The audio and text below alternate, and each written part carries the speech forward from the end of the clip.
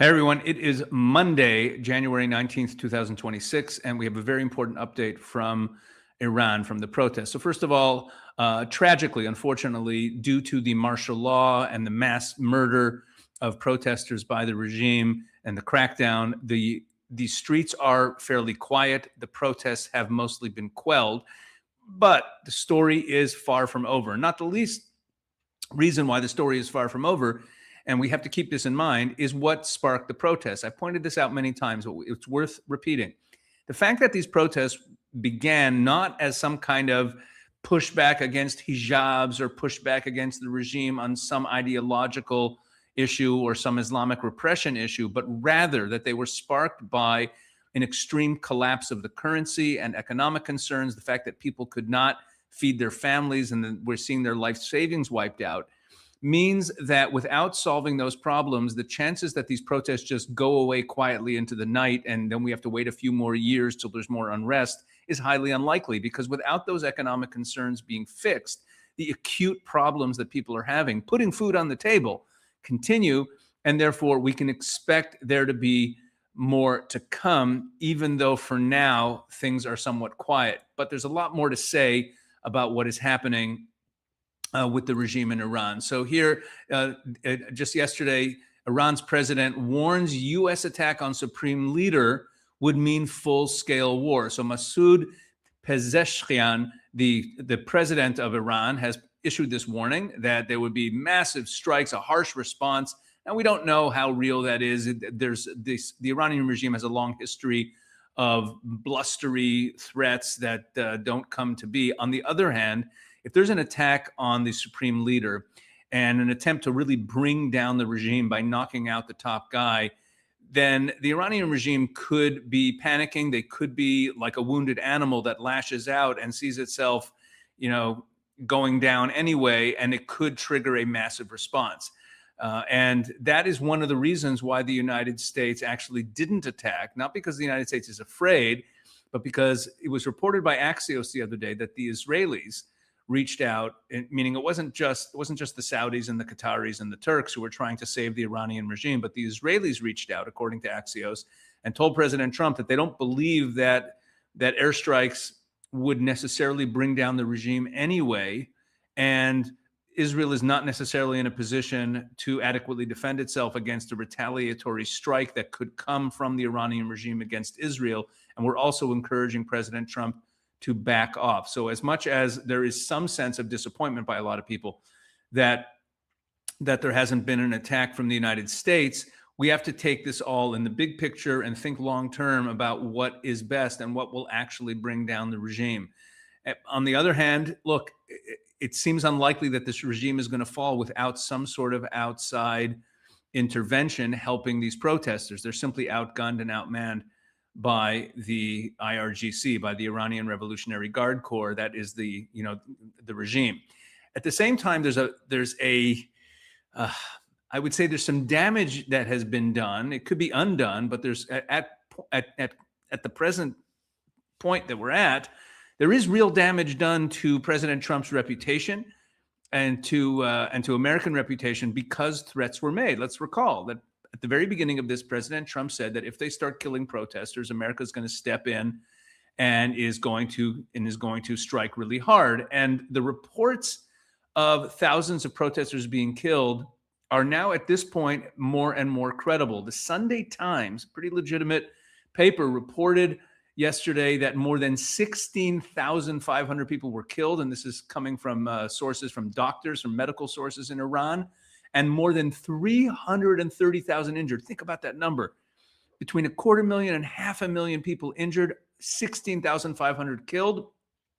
And that's the estimate coming from the doctors in Iran. Let's say we look at that estimate as high. Even Iranian officials, even regime officials, who you would imagine would be lying, have verified that at least 5,000 people have been killed in the protests. So obviously, many, many people have been killed in the protests. It's been a mass slaughter, and yet the United States didn't do anything. And this is emboldening this kind of thing, whether you like it or not, whether it was the right move or not to hold off on the attack, as I just said, it still emboldens the other side. It emboldens the regime. It makes them feel that they're protected and that President Trump's threats are empty threats. So this is something that needs to be very much taken into account.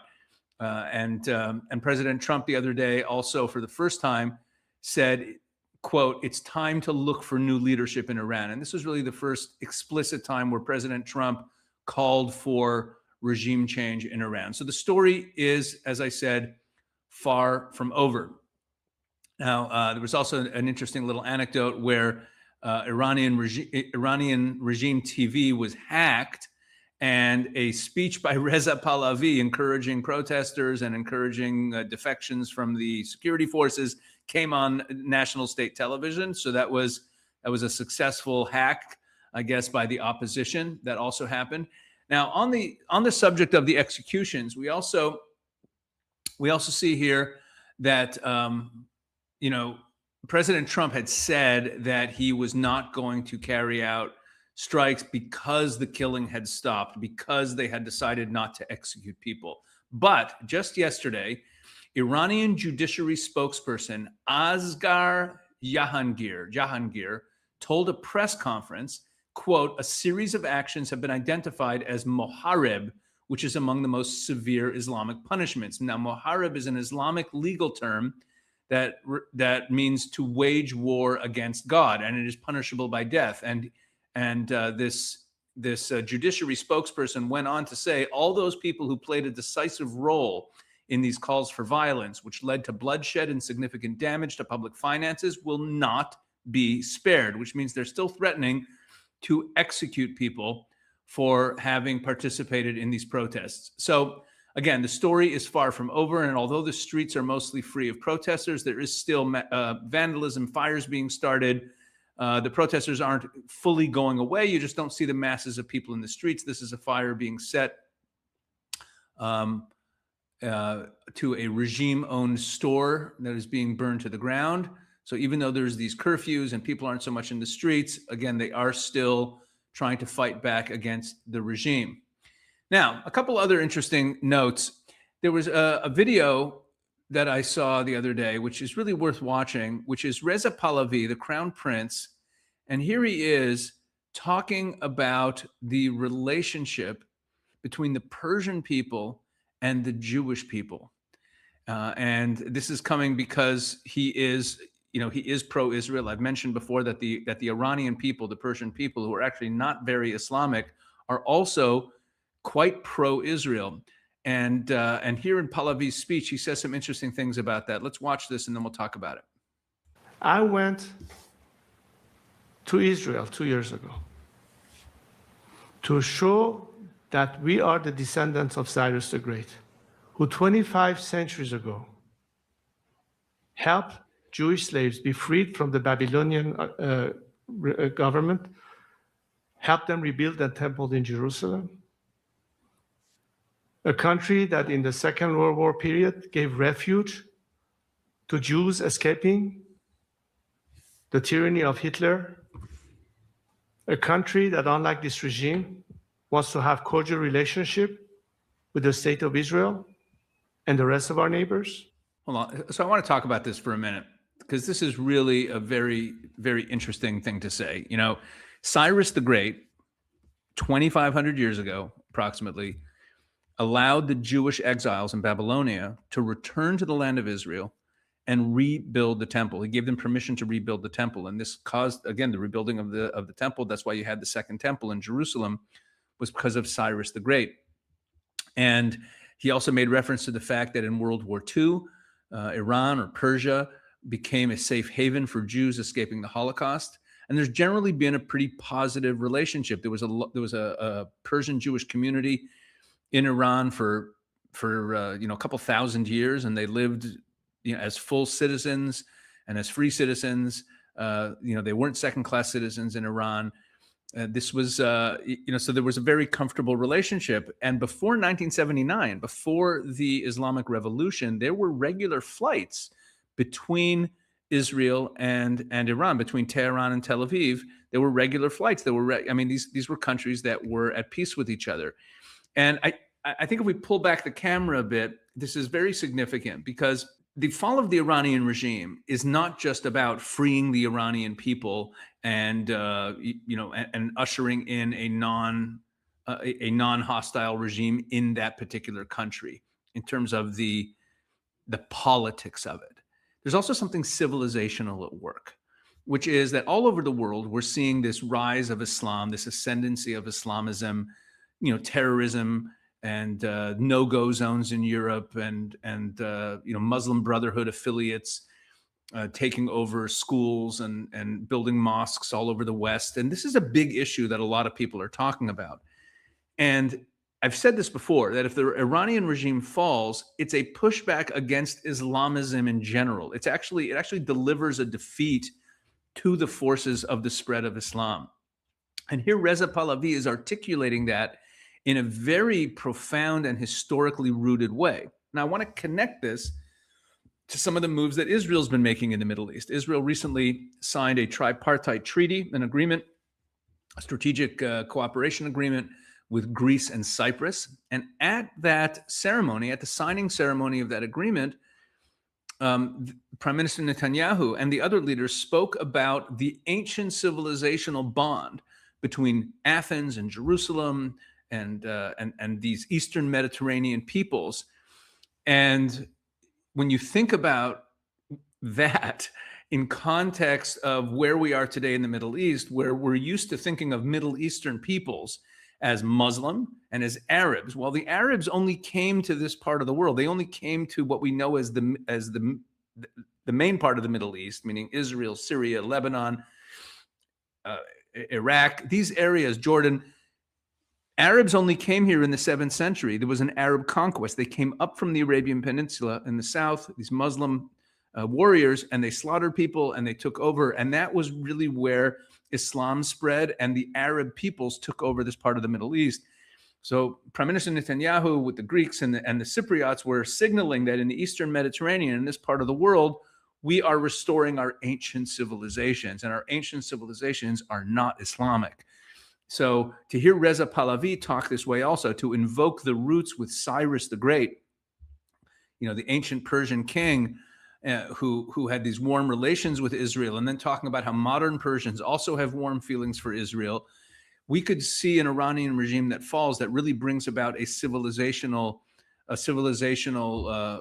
shift in some way, or if not a shift, at least a civilizational earthquake that could really provide some meaningful pushback against the threat of Islamism. Now, a couple other little details that I found interesting having to do with what's going on in Iran. Well, just this one really is Hillel Neuer is the executive director of United Nations Watch, and that is a watchdog group that calls out all of the lies and corruption of the United Nations Human Rights Council, of the United Nations Human Rights Council. And he put out a tweet. Yesterday that said, if you set foot in Davos, addressing Abbas Araghchi, the foreign minister of Iran. So he says to him, if you set foot in Davos this week, a criminal complaint will be filed with Swiss prosecutors, because Abbas Araghchi, the foreign minister of the Iranian regime, was set to come to the World Economic Forum meeting in Davos that's taking place this week. So here he's threatening, Hillel Neuer is threatening a criminal complaint against them and that he'll get arrested. Your command role on the Supreme National Security Council in mass murder of thousands of protesters constitutes crimes against humanity. Expect arrest, trial, and justice. And just in case you're thinking he has diplomatic immunity, Hillel goes on to explain he does not benefit from immunity because international crimes such as crimes against humanity and torture are prohibited by jus cogens, this is a legal term, and cannot be protected by functional immunity. Acts like murder, torture, and rape can never qualify as legitimate official acts of a state, and therefore he doesn't have immunity. And then earlier today, so that was yesterday, and then early today, Hillel Neuer tweeted again, good news, in wake of our plan to file a criminal complaint for Swiss authorities to arrest him for crimes against humanity, given his role in the regime murdering protesters, Iran Foreign Minister Abbas Araghchi will not be attending the World Economic Forum in Davos this week. Now, Personally, I couldn't care less who attends the World Economic Forum meetings in Davos. That's not the point. The point is increased isolation and increased pressure on the regime, because what they need more than anything else is relationships with other countries to be part of the family of nations. So if Abbas Araghchi is prohibited from coming to Davos for fear of being arrested for war crimes, that itself casts a pall on the regime. It makes it harder for other nations to behave as though everything is fine. So good work there by Hillel Neuer. Look, folks, bottom line is this: the war in Iran, the war between the people and the regime to bring down the regime, is far from over. We don't yet know if President Trump is going to do anything or let it just go quietly into the night. There is, as I said, the real risk of him seeming like another Obama, seeming like someone who made a threat and didn't fulfill it. On the other hand, just to sum up the points I made earlier, it's not clear that airstrikes of any kind or specific strikes against the regime will actually succeed in bringing it down. So decisions need to be made very, very carefully. We'll be bringing you more updates on the Iran situation in the coming days. And if you're enjoying these videos, if you're finding them helpful, please be sure to check out everything that we're putting up at the Israel 365 YouTube channel as well.